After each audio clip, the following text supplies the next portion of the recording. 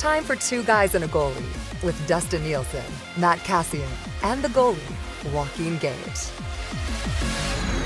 Well, hello, everyone, and welcome to Two Guys and a Goalie. Shout out to Matt Awanek for sliding in while I was gallivanting around San Diego and having a good time. But good to be back with the boys. Gager, how you doing, buddy? It's great to see you. Yeah, thanks, man. Yeah, it's awesome. Thanks. To hear your voice, the soothing sounds of Dustin Nielson in the morning. Thanks, man. It's a lot better, eh? That's well, thanks for filling in. Oh, they're huge shoes to fill, Dusty. And although I enjoy, like Eric, such a pro.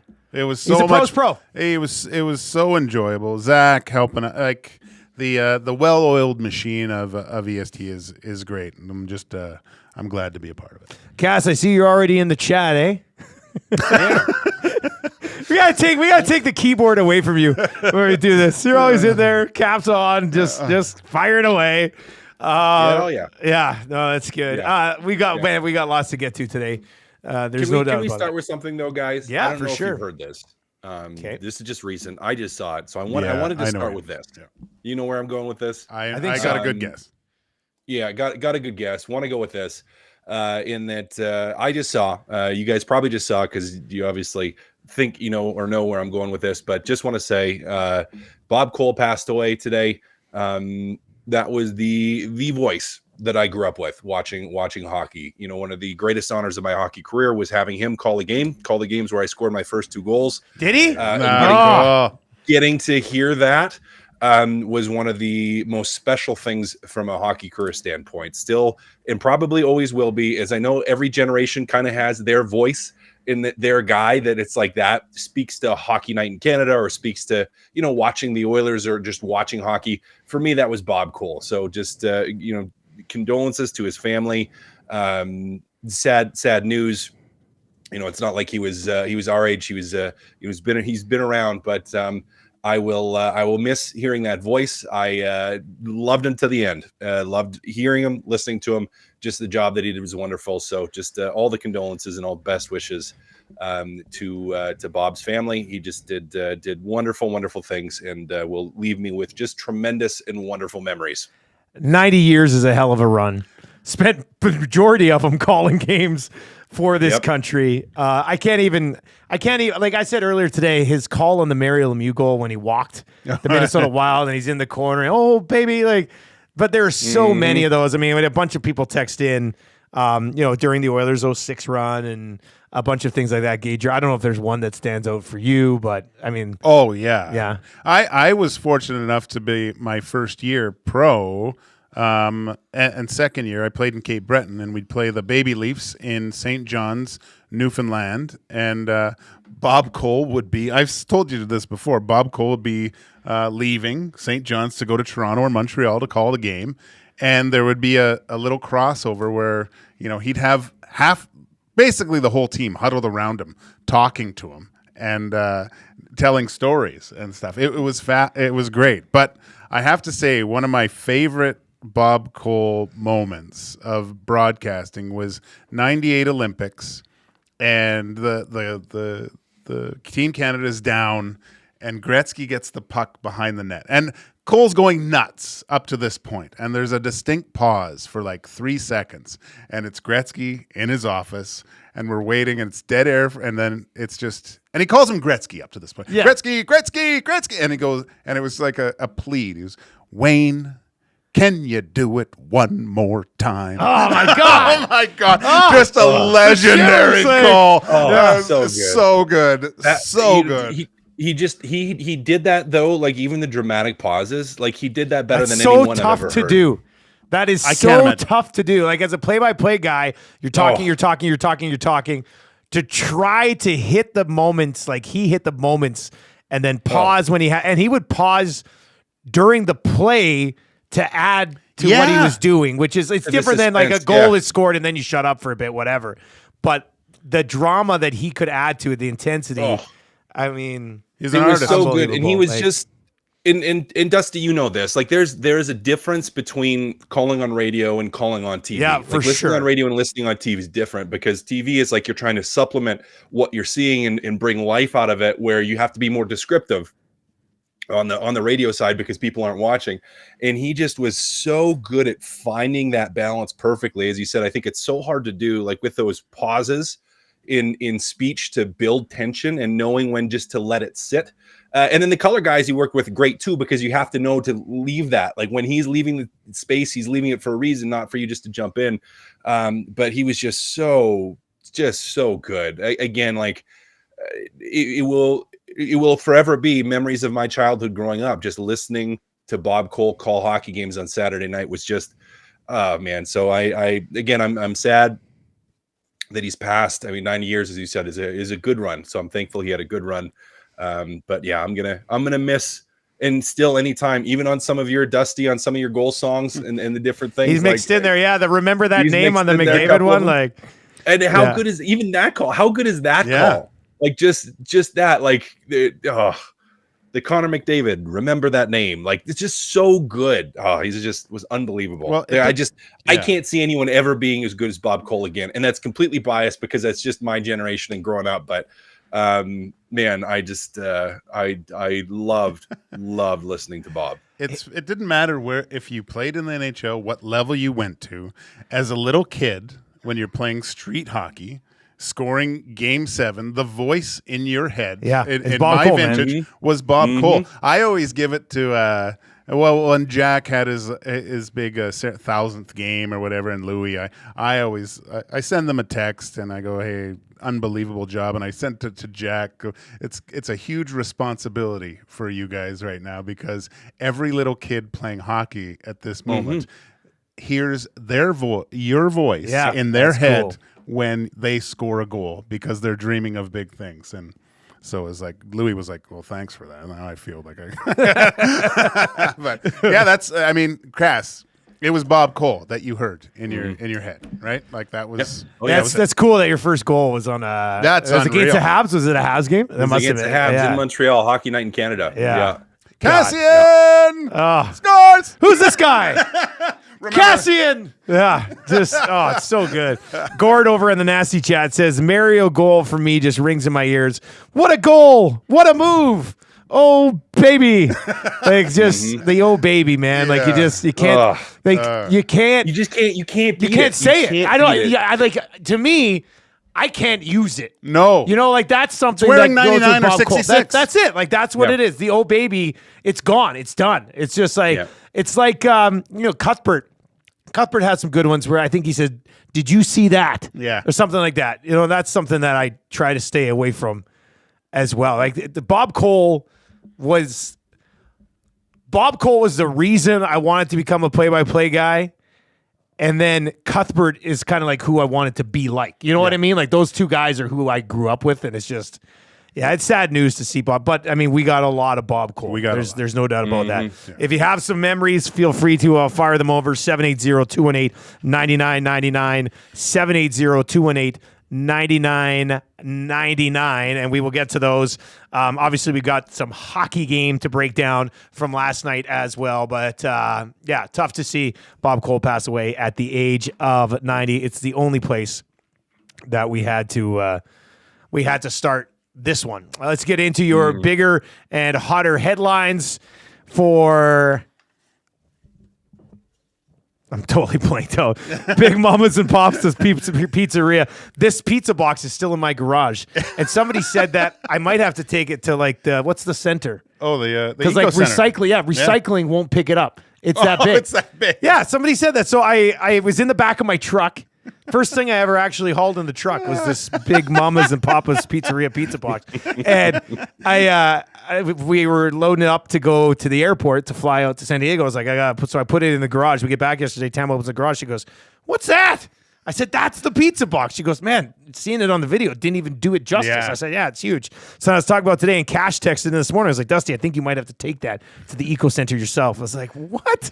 This is insane. I'll probably just break it down. I'll break it down. Yeah. But you imagine rolling into the Eco Center and you open up the back of your truck and you just pull out one big pizza box. Imagine like 20 of them. That's man, that's just not good. That's not good. Big Mama's and Papa's Pizzeria, BMPP, a real pizzeria restaurant, not just a delivery pizza chain, serving authentic Italian cuisine with their made in-house pizza dough, traditional tomato sauce, and fresh toppings. Each pizza cooked to perfection. The pizza experience that you've been waiting for. Visit them at 12848 97th Street or order online today at www.bmpp.ca or give them a call and order 587-746-0550. Oh, the Marchand goal, too. I might have. Hey, Zacticum, can you come in here and turn on the computer? I might dive into some Bob Cole stuff on YouTube here as we work our way through two guys and a goalie. You can fire those over and just fire up my computer like in the mornings, and we'll get to some of that as we work our way through this thing. We'll get into the game more, but it's got to lead the bigger and hotter headlines here for Big Mamas and Papas. 5-4 the final. Cass, your initial thoughts on... I mean, we can dive into the game, but your initial thoughts on the overall bigger picture of what that game meant last night for both clubs. Well, it meant that LA is not going to go down without a fight. And it further meant that Edmonton and solidified in my mind that when Edmonton loses, if they lose, I say when they lose in a game, not that they're going to lose the series, but when they lose a game, generally it's because they did it themselves. It's not that LA did anything absolutely amazing, although they had some amazing plays. The Kempe goal was ludicrous, ridiculous. One of the most ridiculous goals I've seen in a long time. But it's like they do it to themselves. They compound mistakes and they allow LA to have opportunity. But we knew it was going to be a fight for a series. If you would have read through the nasty chat or the text line last night, guys, if you go back and you look at it, I'm pretty sure that everyone expected, or it seems like to me, everyone expected the Edmonton Oilers to sweep the LA Kings 6-0 every night. People were freaking out like crazy. A couple of the bounces, I mean, you had some unfortunate bounces, but you knew LA was going to play tighter. So I'm not worried yet. It's a 5-game series. I don't want to say big whoop, but at the same time, it's like, yeah, you knew it was going to be tough. Gager, how much you read into just last night's game? It was a loss, but to me, if I look at the game as a whole, the stars of the LA Kings outperformed the stars of the Edmonton Oilers, and that's essentially what it came down to, I think. So, you know, I could equate your goaltender has to be one of your stars. It's just a reality of goaltending. Cam Talbot outperformed Stuart Skinner. And you saw the contributions from the usual suspects. I mean, Kempe wasn't part of those Stanley Cup winning teams, but we saw the pedigree of Anse Kopitar, Drew Doughty. Those guys came to play. These guys have experience of coming down in the Stanley Cup playoffs, being 0-3, right? So you can never, with those guys, you can never count this team out. If you want to chime in on this, 780-218-9999, 780-218-9999, and we'll hit it up in the nasty chat as well if you want to chime in on this bad boy. Spency 5 cents, he says, I'm still trying to comprehend the logistics of delivering a 54-inch pizza. Do they have a garage door for the kitchen? No, they have things that modified for both the oven and a modified delivery vehicle. It's got to be hilarious looking. Right? Yeah. To deliver a pizza that big, it's got to be a hilarious-looking vehicle. I was thinking about that. This was a couple weeks ago, but it seemed like it's Tommy would love it because maybe it's an Ecto 1. You know, that's what they should deliver it in. Yeah, Big Mamas and Papas should have an Ecto 1 style. That's a good idea. That's a really good idea. I like that one. That's good. Like, we're gonna dive into more on the game. We'll get into Skinner's play overall, Darnell Nurse overtime. We'll get to all that. Dylan Holloway. We'll get to all of that. But let's just continue on here with the bigger and hotter headlines and some other things happening around the National Hockey League. Are you following along in Toronto with the Nylander thing? And he's cruising around and practice and everything looks good, and they can't play the game. game, and everybody's saying, "Where's Willie?" And it's Willie watch. Gage, what do you make of this? 3 games in now. I dove down the rabbit hole and found Paul Bissonnette, and he said because Willie went out hard the last game of the season, and Sheldon didn't like that, and he benched it. Like, there's all these little things, but.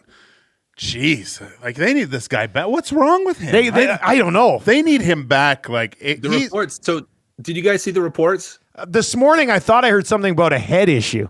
Migraine. Migraine. Reports. The reports said it was migraine. Concussion migraine related or just straight up migraines? Like, well, it could just be straight up migraine. And I don't know if you guys have ever had one. I kind of go back to when I was like on my deathbed sick in the new year, like when I couldn't talk for 3 weeks. It was just absolutely crushed. And that was the first time I've ever had a migraine. I couldn't move out of bed for 3 days. I couldn't. You have a light on, couldn't read, couldn't do anything. Like I was just laying there with my head hurting, and any motion, anything touching my head just absolutely just destroyed me. So if it was a migraine, whether it's concussion related or not, like, yeah, you could be out for practice and be like, yeah, I feel good. I think I'm going to play. And then if it comes back or it doesn't go away the next day, it could absolutely just blow you up again. So pretty tough to know, especially since that's so neurological. Like that's a neurological thing that's going on. So yeah, I feel for him. If it has to be that. Yeah. If it's any other part of your body, you're probably toughing it out in the playoffs. I've had a headache, a bad headache, and that's bad enough trying to play through that. Yeah. Never a migraine. I've never gone to that level. But if you hope he can come back, because you have to say he's been the most consistent playoff performer for the Leafs. I think. They've never been questioning him in the playoffs. No, have they? He has been, and to see kind of what we saw from Austin Matthews in Game 2, you add the Slick Willie into the equation. That's a huge piece of the puzzle for the Toronto Maple Leafs. I had migraines when I was in high school, very briefly, and I remember going to the doctor, and they said, "Well, it might be some foods that could be triggering this." And she listed off like cheese, hot dogs. And I was just like, I'm not stopping eating this. Like, are you nuts? I will live in pain. I remember getting back into the car with my mom and being like, well, how's this supposed to happen? She listed like my entire bloody like list of foods I eat. And I was just like, I'm just going to risk it. And I haven't had one since. Super. Yeah, I don't get many headaches at all or anything. My wife gets migraines. Yeah. Sucks. I get headaches, but it's always because I don't drink water. I get dehydrated, and I think the beer consumption takes care of that. That would not go There's well. H2O either. in beer, right, Cass? It's an ingredient. It's an ingredient. Because sticking with Boston, Toronto for a second, Domi last night bumping Swayman. I was looking over on TSN today, and they're saying, well, Swayman's in the head of the Leafs because Domi bumped him, and they're trying to get him off his game. Gager, let's start with you on this one. I mean, Domi just sees Swayman, decides to give him a little like, do you think he's rattling them, or is there anything actually to it outside of Domi just trying to be a prick for one moment? Of course. He's just trying to get what you do. I mean, you saw Corey Perry kind of take a shot at Talbot last night, right? So these are the things that happen over the course of a series, and you hope you get some sort of retaliation and get into the heads of the opposition. It's par for the course as far as I'm concerned. Guys, how much do you think the Bruins have the Leafs rattled right now? A little bit, not crazy. So I mean, it's a 2-1 series. Could very well be a 7-game series. I don't know. There's some frustration there for sure, but I don't know. I don't think they're that rattled at this point. I wouldn't think so. I think that's just Domi being Domi. Did you see the goal, the go-ahead goal though, like the back and forth between Bertuzzi and Marchand? Well, they've been going back and forth. There's been a nice back and forth. Yeah. That was speaking of also from a Domi standpoint is because that happened after they were down, correct? That bump. Yeah. Yeah, like they were down 4-3, and that's when the bump happened. Am I correct in that? On my timing of that? During TV timeout? Yeah, because I think it was in the third after they scored to go after Boston scored to go up 4-3. I think that's when it was. So someone correct me if I'm wrong. But if I go to that goal, and I just saw it briefly because we were on the pregame show and it was just up, and it was during one of the interviews. They were watching from the Oilers room, so I kind of was going back and forth looking between that and the screen. I thought that fourth goal that Marchand scored was Domi's fault. where he was out of position on it, and Marchand found a soft spot. Found the open space, yeah. Found the open space, and so I wonder if that had something to do with it as well. Where there's just some frustration there in that. So he's just trying to be a prick, maybe a little bit frustrated because it was his fault, and just trying to spark something. So I don't know. I don't think the Maple Leafs are completely freaking out at this point. Yeah. One more on the bigger and hotter headlines here for Big Mama's and Papa's Pizzeria. Have you seen the full list of names for Utah here? There's been eight. There's been eight trademark names. So far. I'm gonna pull them up. Here are the 8 names. There's a couple here that I really like. Utah Ice, Utah Fury, Utah Yetis, Utah Venom, Utah Blizzard, Utah Outlaws, Utah Mammoth, and the Utah Hockey Club. Cass, is there one or two that jump out at you here? I like the Yetis. I know that some people are like, and they really don't like it, but I kind of like the Yetis.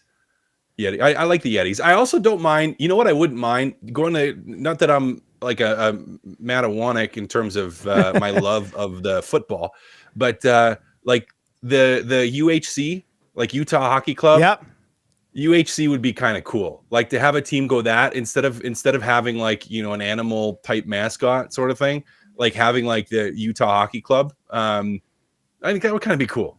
Like UHC, that I don't know. That would kind of be interesting. I would like that. So that are the Yetis to me are the ones I like the most. Gager, what about you? I like the Mormon Maulers. I thought the logo could have been 2 guys on bikes with Mike helmets, white shirts, and backpacks. I think that would strike the fear into all. No one wants to see those guys coming into your house. That's going to be their uniforms. That's going to be the uniforms. Yeah, white helmets, all white jerseys, and then black pants, like black socks with black skates. I kid. That's a complete joke. But that is an unnecessary shot. Agreed. But it's kind of funny. I like the Yeti. I like the Mammoth too. I think just you could do something there. That's. Yetis, Mammoth, the Mammoth are good. All kinds of puns we can make. I also don't hate the idea of the Utah Outlaws either. I think Outlaws could work. That's good. Yeah. You could build a whole thing around the Outlaws, and the mascot would be easy. And so I think there's some pretty good options there. Yeah, Mammoth, you're looking at least 2 people in that mascot outfit, right? So that's going to double the cost. Have a good mascot. Too. Oh, Yetis could be a great mascot. All 3 of those. A mascot game would be on point. And the gritty in that would be some good battles. They're going to do this via bracket, by the way. I know, which is wild to me. I just don't know how you spend. People voting on it? Yeah. People are going to vote. It's a voting bracket? Yeah, it's a voting bracket. Now, they can rig the vote if they want. I mean, look at elections, am I right? But I very rarely hit on a political joke. Thanks, guys. That was great. Now I forgot what I was going to say because I was so excited about making that joke. They could definitely rig the bracket. But I just have a hard time believing you spend $1 billion on something and let somebody else name it. Yeah, but he's 45 years old. He's And maybe he's a big fan of the the drafts that we do on this show. So that could be it. Check it out tonight. The Oilers take on the Yetis. The Oilers take on the Mammoth. The Oilers take on the Outlaws. I think it all works. It all works. I think it all works. Here's a question. Maybe we should do our own bracket of the same names and just see how close it ends up being. Just to see what the vote would be. Just to see what the vote would be here. It's not a horrible idea. That's not a horrible idea, Cass. I wonder what it would end up being. You mean with us, just us 3 of us? No. Like with the 2 guys crew. Yeah. We on the show, yeah. Yeah. If you want to chime in, feel free. 780. That could be something we do in the summer. We have a lot of time to fill in the summer. Look, let's see here. Todd Marchand against Dallas. I think this is the Bob Cole call right here. Let's start it again. Hang on, I got to start it right at the beginning here. All right, here we go. They're going to try here, rushing the center and down the wing. It is Marchand! Scores! Marchand scores! And the Edmonton Oilers are going to move on. The Dallas Stars have been eliminated. Curtis Joseph, the hero tonight. And then Marchand, the icing on the cake on the speed down the wing. And the shot that ends it. 4-3 Edmonton. I love it. I love how he would tie in the going to try to end it here. Like, that type of thing. Like, So good, man. Chills, man. So good. Chills. Send us other Bob Cole calls that you can think of. 780-218-9999. 780-218-9999. Those are your bigger and hotter headlines. Brought to you by Big Mama's and Papa's Pizzeria. If you haven't checked them out just yet, they do sell regular sized pizzas. No, they move the needle with the big ones, which are delicious. Regular sized pizza is also very good. I saw something like it was like an open calzone with an egg. Yeah. That looked delicious. Little egg boat. Yeah. I don't know if I do that because of my, very. It looks crazy, but yeah, it's the egg gondola pizza. Yeah. Mozzarella cheese, feta cheese, butter, and eggs inside like a calzone almost. Yeah. It's an omelet. That is pretty crazy. It looks like, So I don't mind looks really omelets. good. Yeah. And then it just says cheese and meat.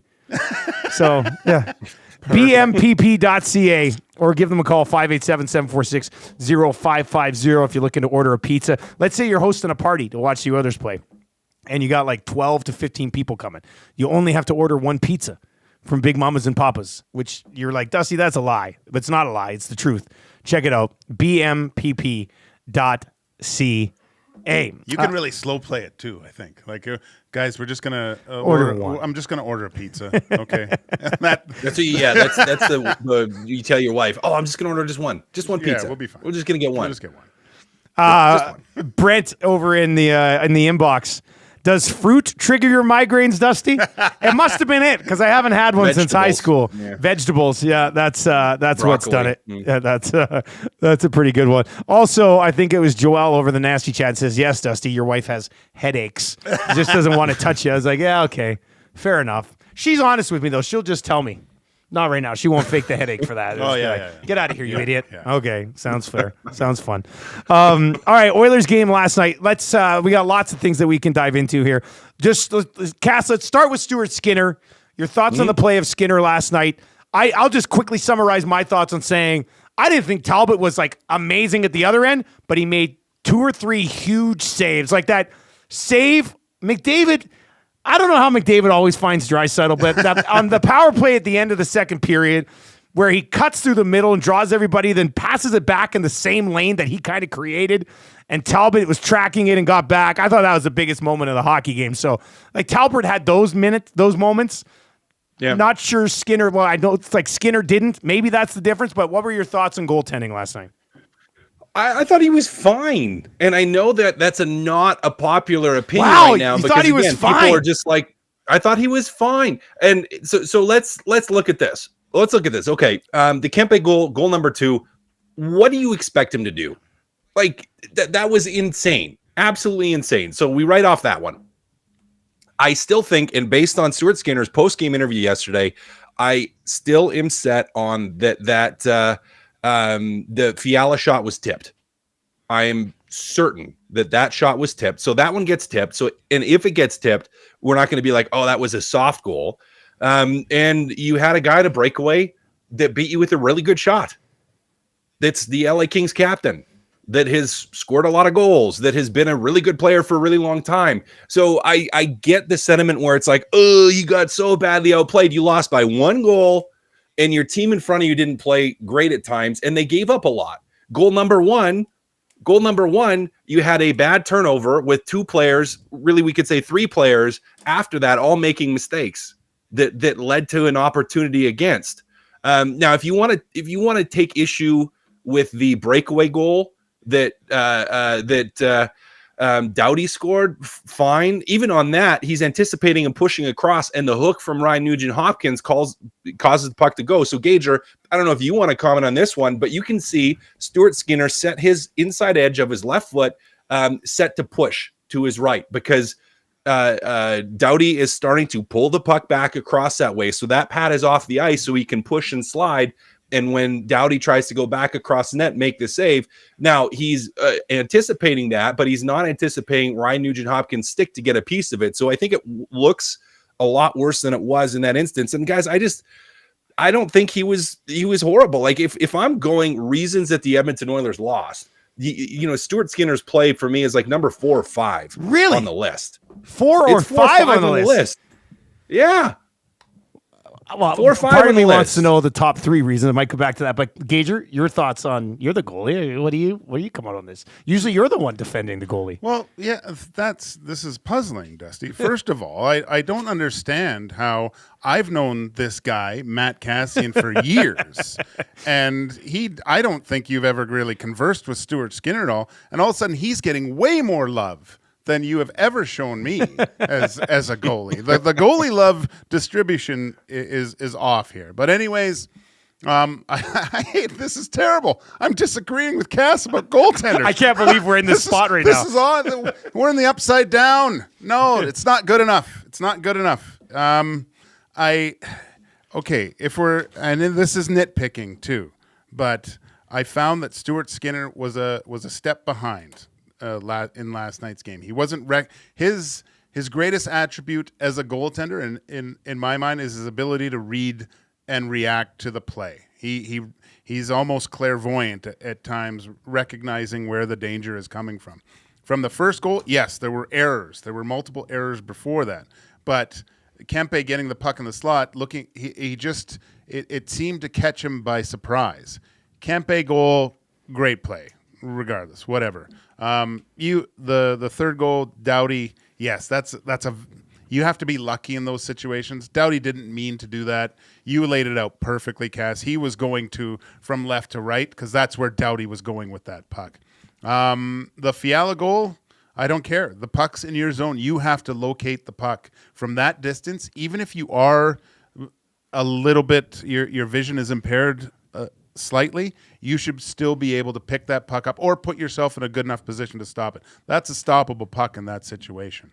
And again, Kopitar, full marks. That's a very hard shot to stop. But I found, again, was a situation where, and it's seconds. It took 2 seconds from that puck to start in the Kings zone, and all of a sudden the Kings player has the puck at the top of the circles. But it's a recognition of, okay, where's the danger coming from? Because when you look at his positioning on that shot, his feet are still in the blue paint. And usually at that point where Kopitar is presenting the puck, it's off to the side. He's shooting the puck. More like when it's in front of you, it's out here. It's out here looking. So you're taking ice back. Once he starts drawing it maybe towards, then you start backing up. Look at the breakaway McLeod had. He actually did do a pretty good move, but he had the puck in front of him for a while before he tried the move. Before threatening the shot. So you kind of know there's a deke coming. So, but saying that, it did look like normally when he's on his game, he's another foot towards the shooter. Cass, just curious, what are the other? Oh, yeah. I got my 4 reasons. Okay, good. I had to come back to this. Yeah, no, I knew you were coming back, and it's just so easy to me. And there's some of them that are kind of condensed that I could probably expand on and make it even more reasons. So number 1 to me would be their neutral zone turnovers, or their lack of ability to execute in the neutral zone, where they ran into trouble all night because they either sat back and let LA set up, or they didn't have those short support plays that they had in game 1. Now, when they had them, it led to offensive zone time and offensive zone opportunity because they were able to transition through the neutral zone into LA zone with possession, and it led to good things. That to me is the number 1. They didn't do a good enough job of that. Number 1 reason. Number 2 reason, we already talked about this. Big guns got outplayed. The best players for the LA Kings were better than Edmonton's best players. Connor McDavid was pretty quiet for most of the night. Some opportunities on the power plays he created, but outside of that, he didn't do a lot. That's number 2. Number 3, Darnell Nurse has to make a read on Kopitar. And I understand it's a weird play with a weird bounce. He started on top of him, has to stay on top of him. Number 4, Ryan Nugent-Hopkins has to recognize a pinch and has to be back so that a freaking defenseman doesn't get a breakaway. Doesn't get him behind it, yeah. Hey, Doughty doesn't get a breakaway. That's reason number 4. Number 5, and I could even come up with more of this. Number 5 would be tough bounces. There were some weird bounces, and those are happen, and you have to work for your bounces. And I say that all the time. You need to work for your bounces, but there were. Now that's number 5 on the list. Was there's tough bounces to contend with. Now you fix number 1, 2, 3, and 4. And number 5 becomes way less of an issue because even with the tough bounce, if Darnell Nurse does what he's supposed to do, it's not a breakaway. right? Like there's that. And then I would put in the play of Stuart Skinner. So it's like I got 1, 2, 3, 4, 5. I probably could even find some more, quite frankly, that go above there. So it's like I get where people are just like the reason that people are jumping all over Stuart Skinner for this and going, oh, goaltending, is because he's the last one the puck goes by. That's why people are all over this, because it's like, but to me, it's not. This was not a Stuart Skinner losing the game. So as good as Talbot was, they were still in overtime. Well, and he wasn't. He made a couple good saves, and that was it. They were still in overtime. They still had a chance to win. They still had a chance to win right before the goal again. So to me, it's like if the Edmonton Oilers give up 5 breakaways or 4 breakaways or 5 odd man rushes and 2 of them breakaways, because really they gave up 2 breakaways last night. And we're just like, oh, Stuart Skinner goaltender needs to be better after you give up freaking breakaways. So it just, well, okay, but I'll counter this and send it over to the goalie. Yeah. I mean, you need him to make 1 or 2 of those saves, right? Cass is right. I mean, he's the last guy that it goes by, but his job is to stop it from going by him.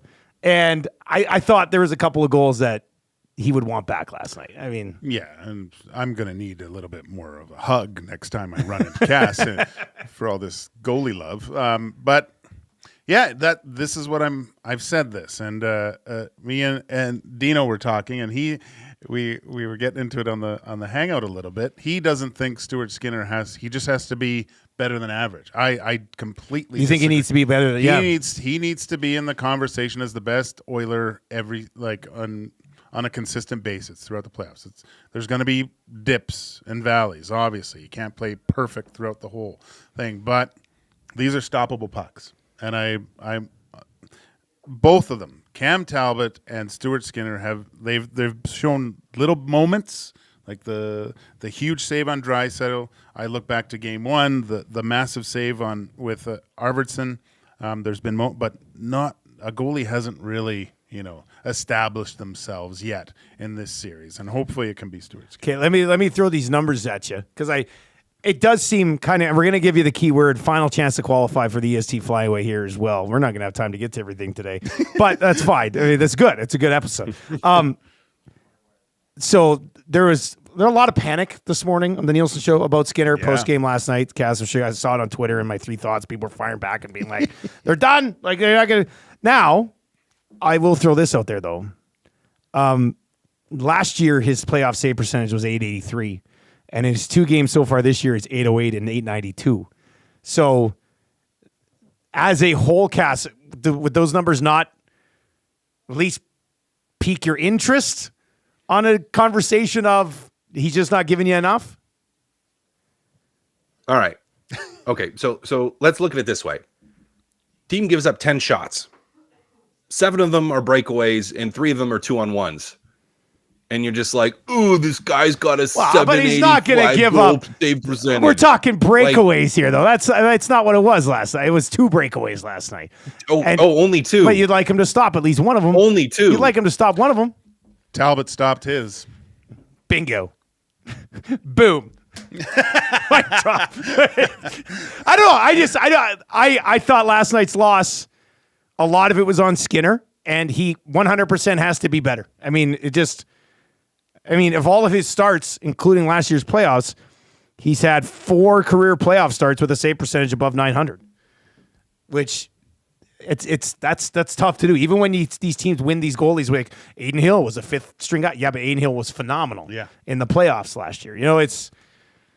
Anyway, so we've discussed a lot about Skinner. Let's move on there. Dylan Holloway on the other side of things. Gazdick on our show this morning, because it's going to be very interesting on what Knobloch does with the lines, because Knobloch mixed up the lines a ton down the stretch. After game 2 and a loss, and the series is still tied at 1, I mean, do you mix up the lines again? Gazdick said today he might have some time to see Holloway up with McDavid for a little bit and move Henrique down to the 3rd line, which is wild. I thought it was wild to say, but is an interesting reaction.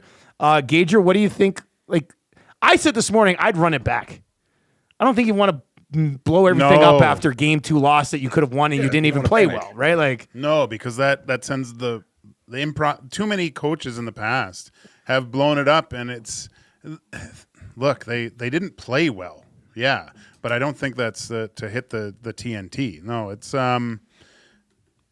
these are correctable mistakes. Like, you look, Leon can't be hoping to get a break with one hand on a stick to try to chip it past Kopitar. Yeah. It's 6 feet on either side of the blue line. You can't do that in the start of a game where, arguably the first goal was the most important goal of that game. You could really get, put that seed of doubt into the Kings lineup throughout their whole life. From Talbot out, we're down, we're fighting back. It's so difficult. No, but that was Stuart Skinner's fault, that goal. So. There was blame on every. God, I love you. I don't know. Even Gager said that Skinner should have probably played that a little bit better. But all this goalie love is making you so attractive to me. the show where the boys fell in love. It was just a matter of time. Look here, let me give you a keyword, and then we'll get Cass's thoughts on the lines as well. And it was McDavid, I think, 2 weeks ago, who said, we're a team that mixes the lines up. Like, that's what they do. So we'll see. Plus, it's the going on the road thing. Maybe there's something there that they need to do. Final keyword for the EST flyaway to Vegas. Oh, what a 7-week stretch this has been. We're going to give away a free trip to Vegas tomorrow with FlyYG and the LVCVA. After you win the trip, you have 2 months to book it, but you can book it at any time over the upcoming year. The keyword on two guys today, the final keyword, you text us into 780-218-9999. I mean, at this point, if you don't know how it works, I'm not sure I can help you. 780-218-9999. Text the word Foley, Foley, Foley. Text Foley, Foley, to 780-218-9999, 780-218-9999. Foley, owner of the Golden Knights. Oh, Foley. God. I was like... Yeah, no, I had to double check myself on Google. It's like Beverly Hills Cop. That's all I can I was thinking Mick. Yeah, Mick Foley. Mick Foley. Yeah. That's what I was thinking as well. Foley is your keyword, Foley. Cats, what do? You're a team that's juggled up the lines quite a bit this year. You're heading out on the road to L.A. Nope, not touching them. No. What, do you think Knobloch would? Well, LA did move Byfield. Yeah. They got him up there with Kopitar so you and Kempe, and one guy. that line's an issue. Yeah, man. I wouldn't be hitting the panic button on that. I'd roll it back. I'd roll it back. Yeah, I'd roll it back. That's me. Why? Maybe I'm wrong. Why do you move Holloway when he's shown like prowess in the fourth that line? He can make that impact on that spot. Yeah. That's where you want it. Mm-hmm. That's where you want it most. You want to, especially going into LA, he's got confidence. If they're going to go up against their fourth line and do some damage, that's what Vegas did the whole playoffs last year. So, yeah, let's keep things the status quo. I think you keep them where they are. If he plays well again and maybe Corey Perry takes a couple bad penalties again, you want to move some things around. We didn't even talk about how bad Corey Perry played last night. That's the other thing that I've got on my list here. Holloway, we've kind of just discussed Dylan Holloway. Cass, what are you seeing from his game for Holloway before we move on to Perry here? Like those shots, that's quick release, right? He looks like he feels like he belongs right now in the league, right? Yep, speed and confidence. Yeah, it's getting used to the game. It's the playoffs are a little faster too, which I think suits his game. Yeah, just the natural ability to move as well as he does. Not just reacting to the play, and the confidence to shoot the puck. Like, I think if we were to look back, he would get the puck and still look. Not now. What am I going to do now? Let's go. Like that first goal, you knew he was yelling for that puck and wanted it to shoot it, right? So hopefully that because Talbot, he's getting beat with clean shots. That doesn't. No, but Talbot was the best thing in the world, and the only reason that the I hate you. Kill him. Talbot did make the best save of the hockey game, though, in a game that went to overtime. He did. Talbot was now. With that being said, I did say on the morning show today that the moment Henrique beat Talbot from distance in Game 1, that's when I was like, Oilers are winning this series. Yeah. That just doesn't usually go in. Like, there's something high blocker with Talbot. He goes down really early. I'd be looking high blocker on him lots. Yeah. Well, good to note. Well, make a note. We'll pass that along. Kempe, Kopitar, and Byfield, when they're together, do they, like, we always talk about how teams will react and what they do against McDavid's line, and especially when like McDavid and Draisaitl are together. Cass, do the Oilers have to take a significant approach here to Kopitar, Kempe, and Byfield? Because those are big boys, and they look like a lot to handle here. Yeah, well, don't suck. Let's start with that. Don't try to make 40-foot passes and flips through the neutral zone. Don't sit back and like go D to D 5 times while you wait for LA to finish a change and set up in their 1-3-1. Like, just don't do that, and you're gonna have a lot easier time. And the solution to playing against that line is play in their zone. Play in their zone. You know, their physicality and their size, it doesn't burn you nearly as much if you're in the offensive zone. And it doesn't burn you as much if you're clean through the neutral zone. So, I mean, to me, that line looked as good as they did because Edmonton didn't execute very well. I don't think they executed very well. And I think we'll see a better Edmonton team in game 3 where they're going to bring the level of their game back up and it's not as much of an issue. And then we're not even freaking talking about it. How much do you think things change with the Kings being at home, Gager? Not at all. No? Yeah, no. I think they look at for game 1 as we weren't there, and now this has built their confidence to know that they, when they play, and they can beat the Oilers. You know, that was the big question mark, I think, from the regular season. And now they got a little bit of confidence. So I'm interested to see how they implement the Kopitar line. Are they going to try to stick against Draisaitl at times, or is? Well, that's if I was them, I'd try to get the Kopitar line out there against the Draisaitl line all the time. Well, then Leon's can't be thinking offense first. Like, there's a lot of stick checking, I thought, in Leon's game last night. From the first game where I thought he was really physical to this game where he was trying to outscore his opponent, you know, and wasn't proper game management. He's going to get his chances, but I think that would come more so from solid two-way play rather than hope one hand on the stick plays. Cass, we said we get to Corey Perry. Is that just trying to? I don't know. Two penalties that you just can't take at that stage. Yeah, he just had a bad game. Yeah. I mean, it wasn't just the penalties. And people were upset on the post-game show. They're like, that wasn't a hooking. That was 100% a hooking penalty in the neutral zone with completely no reason to take it. Absolutely was a penalty. Now, did he go down soft and was there a dive at the tail end? It was almost yes, like at the end of it, but the hook happened earlier. It was as soon as it goes parallel to the body, right, Cass? Yeah, and he was friggin' water skiing behind him before, and yes, he dove at the end, but at that point it was already a penalty. So just don't do it. He had a couple turnovers too on the wall in his own zone where he held onto the puck too long, trying to look for the perfect play. And two in that same shift where he got the puck, he took a step back towards his own net to create some space, and then just soft chipped it to himself and like to where he's supposed to be as a winger, which is, that's it's like complete taboo. Like, I know if I'm a winger and I get a puck on the half wall, I can't chip it to where I'm supposed to be. Right? Like, there's nobody there. And he did it twice. And right when that happened, that was before he took the 2 penalties. Right when that happened, I went, ooh, Corey Perry's not on tonight. Like, he had a tough shift that shift. They spent the entire shift in their own zone after that. And then he took a couple of penalties. Like, he had an off night. He'll be fine. I'm not worried about Corey Perry and his ability to play playoff hockey. But he struggled yesterday. He struggled. Didn't have a great game. Can we just mention really quick how it's every postseason Brent Kulak becomes a number 4 defenseman? Yeah, what a rocket. He blasted that. But everything else about his game was there's talk of, moving him we'll get into this in the summer a lot, but kudos to Kulak. I mean, people were happier with his game last night than Darnell Nurse's. Yeah. Yeah. The guy's a beast in the playoffs. That's all I got to say.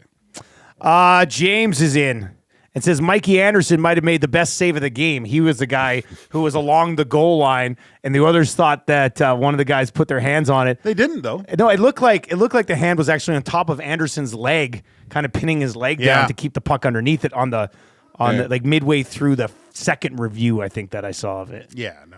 Yeah, I couldn't really tell. Another comment on the Nasty Chat about that play, which I think was funny. James Barrels and says that is just how mid the goalies were. This is what Mikey a Anderson. defenseman the size of a large dog might have made the save of the night. Yeah, A defenseman the size of a large dog.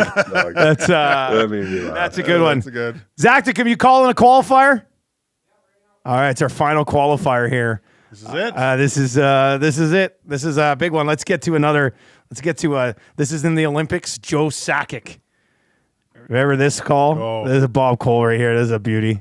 Canada trying to hang on and get a break. It's going to be a break. It is Joe Sakic scores. Joe Sakic scores, and that makes it 5-2 Canada. Surely that's got to be it. Oh God! Oh my God! The goosebumps there. Surely that's got to be it.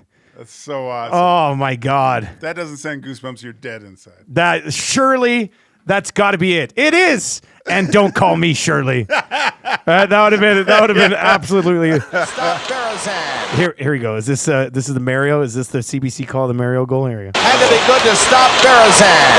Here's Lemieux. The center penalty coming up. Look at Lemieux. Oh my heavens. What a goal. What a move. Lemieux. Oh baby. Oh my heavens! What a move! What a goal! Oh God, that feels good. Oh God. That feels Rest that in feels peace, good. Bob Cole. Yeah. Thank you for everything.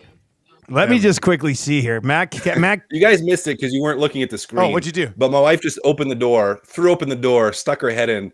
And she's like, I thought you weren't working. She thought I was in here playing video. Got to keep tabs on you, Cass. I got your first goal here, but I don't know if this is Bob Cole's call. This might be somebody else. Les 5 joueurs du Canadien qui étaient sur la glace. Ah, it's the French call. That's the French call of it. I don't think that's Bob. No, that's not. I mean, he probably could have done it. I would have listened. Give me Bob Cole calling the game in French. I would have. J'adore. That would have been amazing. Let's see here. Let's see. Pisani. What was the Pisani goal? Games. Yeah, let's see here. Pisani goal. Moving on. Brindamore at the far side. That's broken. Here's a break. It is Pisani. Scores! A short-handed goal for Pisani in the Edmonton Oilers. Come out of the box, or out on the ice, and they are celebrating a huge win here tonight in Raleigh, North Carolina. Can you believe it? Good one there too. That's great. Can you believe it? Fernando has that as his doorbell. When you go to his house. Ding dong. Can you believe it? Let's see this one here. That 9 overtime games so far. Why do you put up a clip with the ESPN call? Unbelievable. Anyway, rest in peace to Bob Cole, passing away at the age of 90 years old. Just some great stuff from him over the years, and Chris Cuthbert's delivered some pretty good calls as well, following in the footsteps of Bob Cole, which would not be easy footsteps to follow in. That is for sure. Friday night predictions for Game 3 here before we call our final qualifier. Cass, what do you expect from the Oilers and Kings? Well, I expect Stuart Skinner to give up 13 goals. So the LA Kings are winning 13 to 1. And I still don't think Skinner played good last night, but we'll have to. I'm not saying I never said he played good. I just everyone is jumping on the I think absurdity bandwagon, and that it's like he's the only reason they lost. And it's Well, like, there was a no, lot of he's reasons they down. lost. Yeah, no, I would agree with that. I just think I'd have Skinner higher on the list of reasons than you did. Gager, what do you think? Well, let me give my realistic one though. My real one, I think Edmonton wins 4-2 with an empty net. Okay, a nice tight game. Two things have to happen for me. Brett Kissel, don't go to the game and sing the anthem, first of all. Stacey Brotzel, do not forget your pendant. I want everyone to remind Stacey Okay, wait, Brotzel. what happened with Brotzel's pennant? What's going on? Coming in to fill your giant shoes one morning, Of course. she said that the Oilers are going to lose prior to Game 2 because she didn't wear a special pendant. No. Yeah, so Dang. I heard this and I was like, oh, it can't be. But then what happens? Kissel sings. Brotzel doesn't wear the pendant. But I'm hoping Kissel only does that like when Clark's not available. Like, I don't know why when you have Rob Clark, you'd ever take the mic out of his hand. Why? It doesn't make sense. Doesn't make sense at all. It doesn't make a lot of sense to me. Anyway, I'm going to go 5-2 Oilers. No empty netters. They're going to be too much to handle for the Kings. All right. I'll probably bet that play. I think I'll ride with you over there at Coolbet. Big day here tomorrow on Edmonton Sports Talk as we will continue to get you ready for Game 3. We're going to get to our final qualifier here. We're going to give away a trip to Vegas tomorrow morning on the Nielsen Show. Also tomorrow, Corey B. will be getting the Edmonton Sports Talk logo tattooed on his body. Not as part of like a bet that he lost or anything. He just wants it. And we're like, yeah, let's set it up and let's stream it live while we're doing the show. So as we are giving away a trip to Vegas, on the video, you're going to see another guy getting tattooed on the other side. And I've got a playoff song locked and loaded ready to debut tomorrow, too. So I think people are going to like that as well. Zach Tickham, who do we have as our final qualifier here? We got Rakan qualifying. Say that again? Rakan. Okay, let's go to Rakan. Rakan, congratulations. Final qualifier here for the EST Flyway to Vegas. Man, I heard. Lucky. Yeah. Who would you bring with you if you sneak in? Man, people are going to hate you if you win this trip. They're going to be like, the last guy? You know what? It's already set, man. Aiden is coming with me. Oh, you already have a guy? Okay, so you already know who's coming with. We already have it all. We already have it. He's probably listening right now, too. So. All right. Well, best of luck to you guys. And we'll be giving away that trip tomorrow morning. Tell your buddies about EST, all right? Awesome. Perfect. Thanks, guys. There we go. That's it. All the names are in. I can't believe no one said they were taking me. Like, Yeah, did you? On the lock shop, I think. You got to be kind of ineligible here, don't you? Like, If they take me, I can't help. no, I guess that. you could go if they take you. That's a good point. You can't win it, so that's good. All right, Cass, we'll let you get back to work in your basement before your wife gets mad. Keep slaying those noobs, Cass. Cass will be on the pregame and postgame. Is that a video game reference? The noobs? Is that like? Yeah, it's a video game reference. I actually won't be on Friday because I've got the Alzheimer's charity tournament. So Tommy will be having someone sit shotgun instead because I gotta be hanging out and raising Gage, some you money. any Alzheimer's? No, they didn't invite me. You didn't get invited this year? No. I think we were planning on drafting you. Yeah, no, I'm. They didn't invite Well, you should have given me a heads up before I brought it up on the show. Yeah, no. You're right. So at pre and post, Well, pre and hey, post game. I'm draft eligible. Yeah. Dusty. You know what, Cass? I think we are drafting like that tournament's insane. Yeah. Like our team raised almost $50,000. We're drafting 14th. Really? Yeah. But Cass, you might be. Well, no, I don't think you'll be around at 14. Anyway, if you're around at 14, I'll make a strong push for you. You never know. Hockey Helps the Homeless. I went second overall, which was a shock to everybody, myself included. So That was huge. Didn't you guys go 2-3 back to back here. or something like that? Yeah, something like that. Yeah, I'm that was invited good, to that one, so I don't know. Yeah. Whatever. We got a team. I'm on that team. Oh, wow. Oh, you could come hang out, Gage. I guess. Well, yeah, no. Or you can do pre and post with Tommy. Well, priorities, I guess. Somebody's got to work around here. All right, that's going to do it for Two Guys and a Goalie today. I'll be back tomorrow morning on the Nielsen Show. Big show tomorrow. It's going to be a fun time. Tell your friends about Edmonton Sports Talk for Matt Kassian, Joaquin, Gage. I'm Nielsen. Have a great afternoon. Take it easy.